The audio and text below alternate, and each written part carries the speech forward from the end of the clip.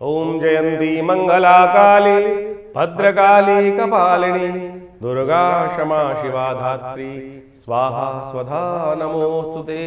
सर्वमंगल मांगल्ये शिवे सर्वार्थ साधिके शरण्ये त्र्यंबके गौरी नारायणी नमोस्तुते। नमस्कार, स्वागत है आपका आचार्य वाणी में। मैं आचार्य डॉक्टर विक्रमादित्य आपके साथ हूँ और आज का विषय हमारा है मीन राशि। 16 तारीख का जान लेते हैं। बुधवार का दिन है और इस दिन ग्रह नक्षत्रों के दृष्टिकोण से समझें, तृतीया तिथि है और साथ साथ इस दिन भद्रा का योग है। करीब करीब 1 बजे तक भद्रा रहेगी, उसके बाद सर्वार्थ सिद्धि योग का लाभ मिल सकता है। चतुर्थी का व्रत भी इस दिन रहेगा।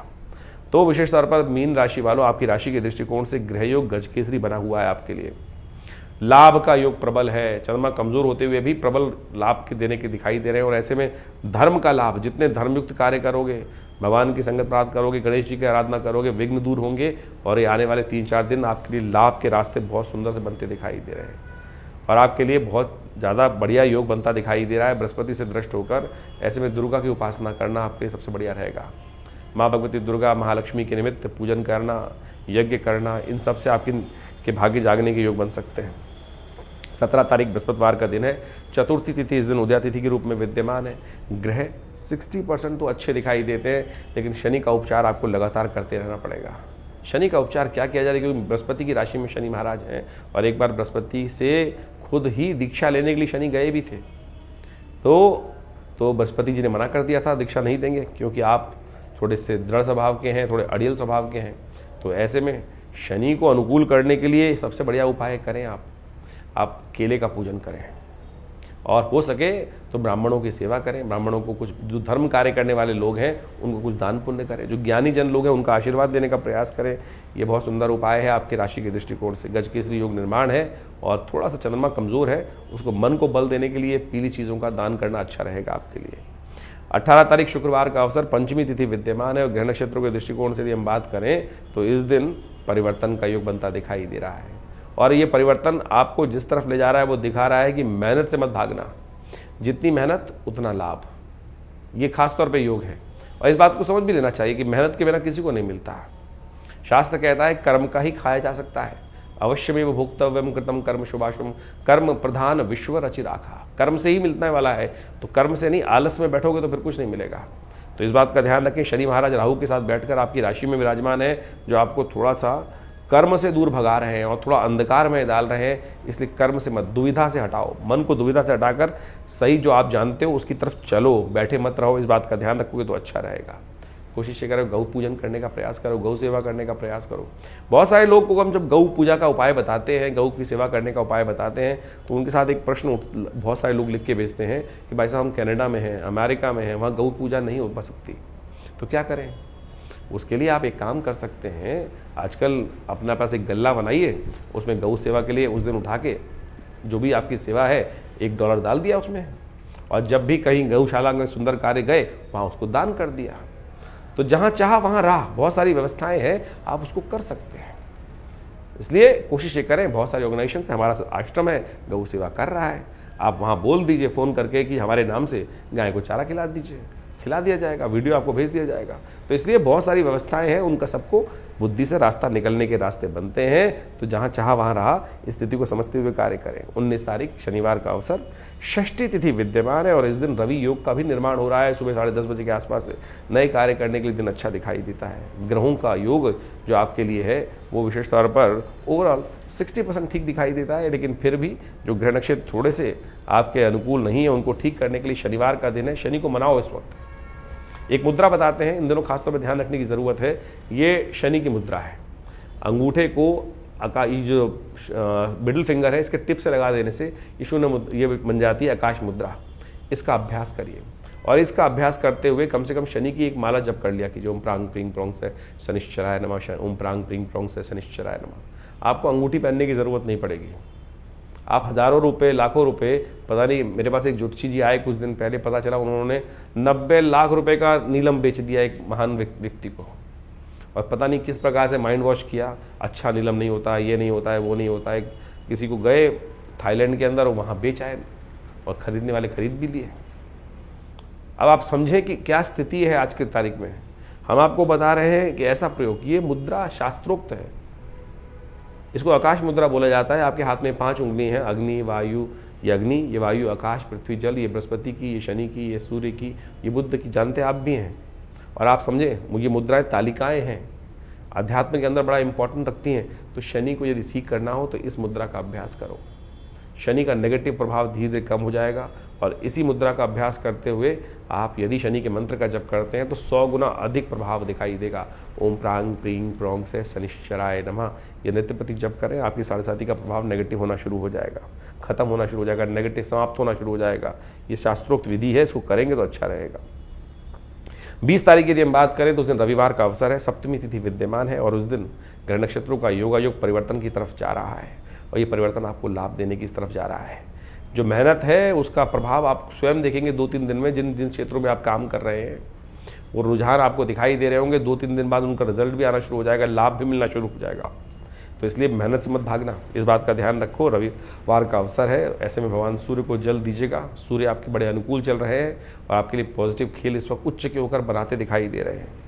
रविवार के दिन गायत्री यज्ञ आश्रम पर रखा गया है, उसमें आप चाहें तो अपने नाम से आहुति हम दिलवा सकते हैं। और भगवान की कृपा से सूर्य का इस वक्त उपाय करना आपके लिए सब प्रकार से आपके सबसे बेस्ट जो ग्रहों का योग चल रहा है इस वक्त सूर्य आपके लिए बनकर तैयार बैठे हैं। हमने एक अलग से वीडियो बनाया है, उसमें समझ लीजिएगा सूर्य का प्रभाव इस अप्रैल के महीने से लेकर मई के मध्य तक कैसा रहेगा आपके लिए। ये बहुत पॉजिटिव रिजल्ट लेने वाले हैं सूर्य आपके लिए, इसलिए सूर्य को नित्य प्रति मनाने की ज़रूरत है। सर्वार्थ सिद्ध योग है, बड़ा कल्याणकारी योग आपके लिए है। वैशाख का महीना अभी चल रहा है और इस वैशाख के महीने का शास्त्र में अद्भुत महत्व कहा गया है। इस महीने को जिस प्रकार से कार्तिक का महात्म शास्त्र में बताया गया है उसी प्रकार से इस महीने का भी माधव का महीना माना जाता है। भगवान विष्णु की सुंदर उपासना करने का वैसे ये सब सुंदर अवसर कहा जाता है। कहा जाता है कि इस महीने में जितना दान पुण्य इत्यादि किया जाए, स्नान किया जाए, वैशाख के स्नान का भी बड़ा अद्भुत महत्व शास्त्र में वर्णित है।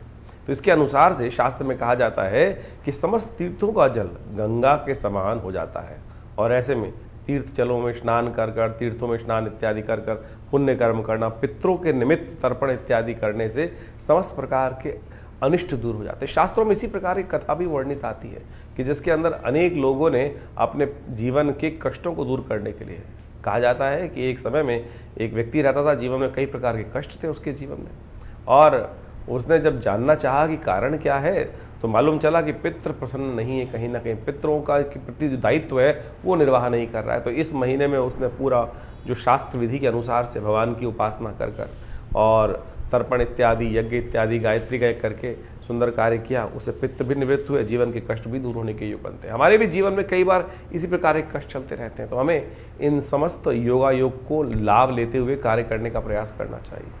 और वैशाख का महीना तो खासतौर पर भगवान विष्णु को प्रसन्न करने का अद्भुत महीना, जैसा हमने शास्त्र में बातें उसको बताई आपको। इन्हीं में परशुराम जयंती, कूर्म जयंती और भगवान बुद्ध की जयंती, अनेक प्रकार की जयंतियों का भी सुंदर समावेश इस मास में किया जाता है। और कहा जाता है कि इस मास में भगवान विष्णु का ओम माधवाय नमः इस मंत्र का जितना जप करेंगे और पीले वस्त्रों का दान करेंगे, गुड़ इत्यादि का दान करेंगे, उस सब से जीवन के कष्ट दूर होने के योग बन जाते हैं। इस महीने में एक बात ध्यान रखनी चाहिए, कहा जाता है कि नए तेल का इस्तेमाल नहीं करना चाहिए। नए तेल का इस्तेमाल जो अभी क्योंकि सरसों इत्यादि बहुत सारी फसलें आती हैं और उस तेल का इस्तेमाल शास्त्र विधि के अनुसार से कहा जाता है कि नए तेल का इस्तेमाल वैशाख के महीने में नहीं करना चाहिए और भूमि पर शयन करना चाहिए। और जितना हो सके एक दिन एक समय में भोजन आहार लेते हुए अपने पितरों के तर्पण इत्यादि कष्ट जीवन से निवृत्त करने के लिए भगवान विष्णु के ओम नमो नारायणाय इति मंत्र जप करते हुए कार्य करने का प्रयास करना चाहिए। इन दिनों ग्रहों का योगायोग भी बड़ा विचित्र बना हुआ है। चतुर्ग्रही योग लगातार चल रहा है। सूर्य परिवर्तित हो जाएंगे मास के मध्यकाल में, उसके बाद फिर चतुर्ग्रही योग, पहले 5 ग्रही योग चल रहा है, फिर चतुर्ग्रही योग बनकर चलेगा।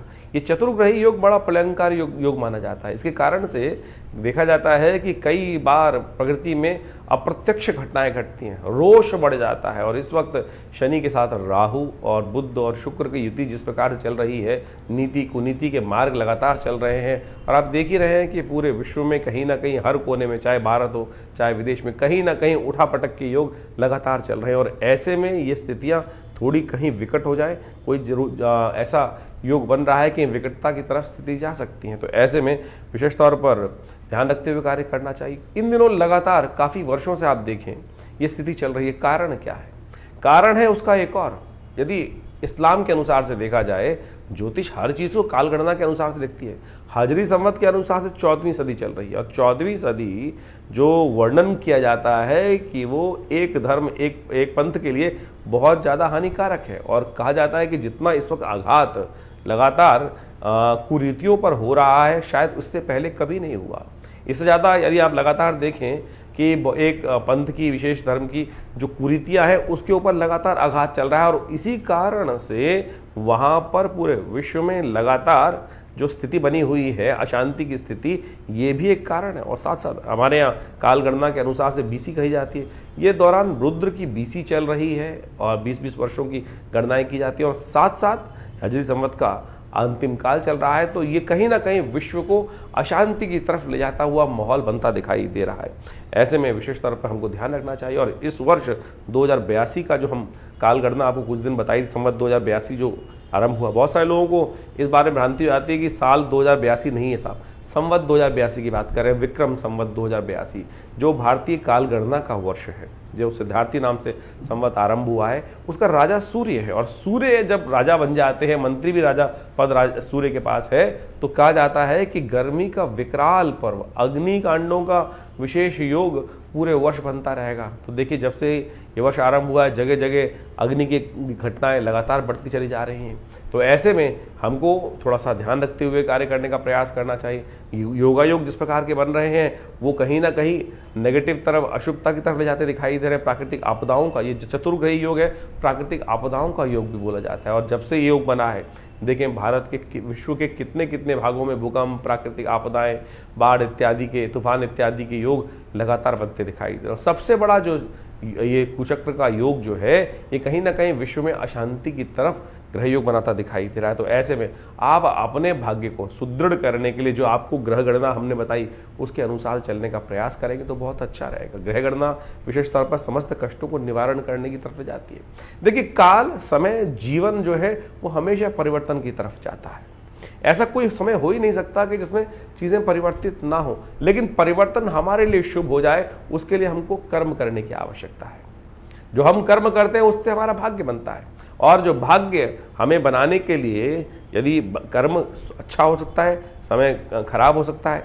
ऐसे में जो अच्छे समय हैं उनको हमें ठीक करने के लिए विशेष तौर पर कई कार्यों को शुभ करने का प्रयास करना चाहिए। जो हमारे जीवन में भाग्य बनकर आया है, दुर्भाग्य बनकर आया है, वो हमारे कर्म से ही बना है।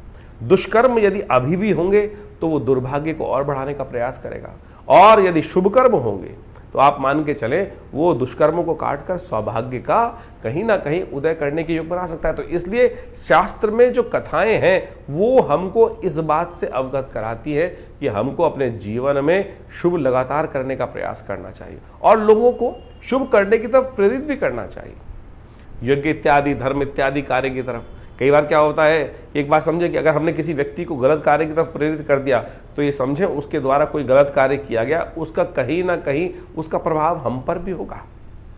इसको प्रैक्टिकल समझ सकते हैं। अगर आपने कोई षड्यंत्र रचा है और वो षड्यंत्र जब पकड़ा गया, वो व्यक्ति उस षड्यंत्र में आप भी इन्वॉल्व थे, तो सरकार आपको भी पकड़ेगी। तो ऐसे ही समझे कर्म का, भाग्य का लेखा जोखा जो है उस परमात्मा तत्व से तो कभी छूट नहीं सकता। संसार में तो बहुत सारी चीजें छुप जाती हैं, लेकिन उस परमात्मा के प्रति, प्रकृति के प्रति तो किया गया कर्म कभी छुपता नहीं है। उसका तो लेखा जोखा उस धर्मराज के पास जाकर जुड़ ही जाता है। तो इस बात को समझें, लाख छुपाए संसार से हम बातें, लेकिन उस परमात्मा तत्व से नहीं छुपा सकते, अंतःकरण से नहीं छुपा सकते हम। तो इस बात को हमको ध्यान रखना चाहिए कि मनसा वाचा कर्मणा, किसी ना किसी प्रकार से कर्मों को शुभ करने का हमको यथाउचित भाव से प्रयास करना चाहिए। ये सबसे ज़रूरी बात है। और हम लगातार अपने कर्मों को शुभ करने के लिए बहुत सारे, जो हमारी भारतीय संस्कृति में देखिए क्या क्या बताया गया है, हर रोज़ कोई ना कोई उत्सव। हमारे ऋषि मुनि मूर्ख नहीं थे, बहुत चतुर थे, बहुत चतुर थे। उन्होंने संसारिक समस्याओं को जोड़कर इन शुभ कर्मों के लिए शुभ योगों का निर्माण किया, शुभ उत्सवों का निर्माण किया। कि व्यक्ति पांचों उंगलियां बराबर नहीं है, किसी की श्रद्धा किसी में है, किसी की श्रद्धा कहीं है, किसी की श्रद्धा कहीं है, तो किसी ना किसी प्रकार से वो शुभ कर्म की तरफ प्रेरित होता रहेगा, शुभ कर्म की तरफ लगा रहेगा। देखिए पुरानी कहावत है, खाली दिमाग शैतान का। जो खाली समय होगा, कुछ नहीं होगा, तो क्या करेगा व्यक्ति, गलत कार्य की तरफ प्रेरित होगा। और आज ये उत्सव है, आज दिवाली है, आज होली है, आज सावन है, आज पूर्णिमा है, कल अमावस्या है, तो ये जब उत्सव आते रहते हैं तो कहीं ना कहीं व्यक्ति सद्मार्ग की तरफ देखिए, अपनी श्रुति को ऊर्ध्वगामी बनाने के लिए लाख प्रयास करने पड़ते हैं, लेकिन यदि छोड़ दोगे तो वो नीचे की तरफ ही जाएगी, अधोगामी ही बनेगी। तो इसलिए हमारे संत महात्माओं ने इतने सुंदर उत्सवों का निर्माण किया। और जब भी हम बात कर रहे थे वैशाख के महीने में, तो एक से एक बढ़िया सुंदर उत्सवों का योगायोग बनकर चल रहा है। संक्रांति तो हर महीने आती ही आती है, तो इसमें वैशाख के महीने में भगवान परशुराम जी की जयंती, अक्षय तृतीया, जिस दिन कर्म करेंगे तो शुभ ही होगा, तो अक्षय फल प्राप्ति के योग बनेंगे। अशुभ करोगे तो अशुभ का अक्षय फल प्राप्त होगा, और शुभ करोगे तो शुभ का अक्षय फल प्राप्त होने के योग बन सकते हैं। कूर्म जयंती, अनेक प्रकार के सुंदर योग इस समय बनकर तैयार होंगे। कोशिशें करें, बड़ी श्रद्धा के साथ भगवान का स्मरण करने का प्रयास करें। हम विवेकानंद योगाश्रम में इन समस्त समयों में अलग अलग प्रकार के यज्ञ इत्यादि, नवरात्र के यज्ञ, जैसे अभी महावीर जयंती, हनुमान जयंती आएगी, उस पर सुंदर और कार्य चलते रहेंगे। तो इन सब यज्ञों का रविवार के दिन तो विशेष यज्ञ आश्रम पे रहता ही है, हर रोज नित्य प्रति 8 घंटे यज्ञ रहता है। आप भी इन यज्ञों में अपने आप को जोड़ सकते हैं और बहुत सारे शुभ कार्य। देखिए, संसार में हम यज्ञ की तरफ प्रेरित क्यों करते हैं व्यक्ति को? क्योंकि हम दान करते हैं, पुण्य करते हैं, पता नहीं किसको दे रहे हैं, क्या वो क्या करेगा हमारे उस दान के, उस हमारे सहयोग का। तो इसलिए कोशिश करें हम भगवान के प्रति उस अन्न का समर्पण भगवान को ही करते हैं। द्रव्य यज्ञ जो है, जिसके अंदर आहुति दी, अन्न इत्यादि की, चावल इत्यादि की, घी इत्यादि की, वो भगवान को ही समर्पित कर दी, तो वो अग्नि के माध्यम से उस देवता तक पहुंच जाती है। तो क्या होगा? सबसे शुभ कर्म। तो तेरा तुझको अर्पण, क्या लागे मेरा। तो इस भाव को हमको ध्यान रखते हुए कार्य करने का प्रयास करना चाहिए। समय समय पर जो उत्सव रहते हैं उन सब के बारे में हम आपको अवगत कराते ही रहते हैं। तो आप भी जुड़िए संस्थान से, और हर रविवार को जो यज्ञ सामूहिक तौर पर यज्ञ होता है, वैसे तो नित्यपति यज्ञ होता है, रविवार वाले यज्ञ में सब लोग आकर उस यज्ञ में बैठ सकते हैं। सुबह 8 बजे से लेकर करीब करीब 11 बजे तक ये कार्यक्रम रहता है। माँ भगवती के दरबार में अपनी उपस्थिति दीजिए। माँ भगवती का जो सुंदर श्री विग्रह है उसके बारे में हमने कई बार आपको बताया है। ये 400-500 साल पुराना भगवती का दिव्य श्री विग्रह है जो हमारे आश्रम में विराजित है। माँ भगवती दुर्गा का दर्शन कर कर अपने जीवन में उनका कृपा, अपने जीवन में उनका आशीर्वाद लेने का प्रयास कीजिए, देखिएगा परिवर्तन होगा। जो लोग कहते हैं ना कि हमारा समय परिवर्तन की तरफ जाता ही नहीं, अरे परिवर्तन के लिए हम कर क्या रहे हैं? हम सपनों में संसार बुनने का प्रयास कर रहे हैं, विचारों में सपनों को बुनने का प्रयास कर रहे हैं। प्रत्यक्ष कर्म क्या कर रहे हैं? यदि प्रत्यक्ष कर्म सही रूप से करें, चाहे वो साधना हो, चाहे वो मंत्र जप हो, तो देखिएगा ऐसा हो नहीं सकता कि समय परिवर्तन की तरफ ना जाए। विचार शुभ रखते हुए हमको अपने आप को शुभ कर्म की तरफ प्रेरित करना चाहिए। यही कल्याण का मार्ग।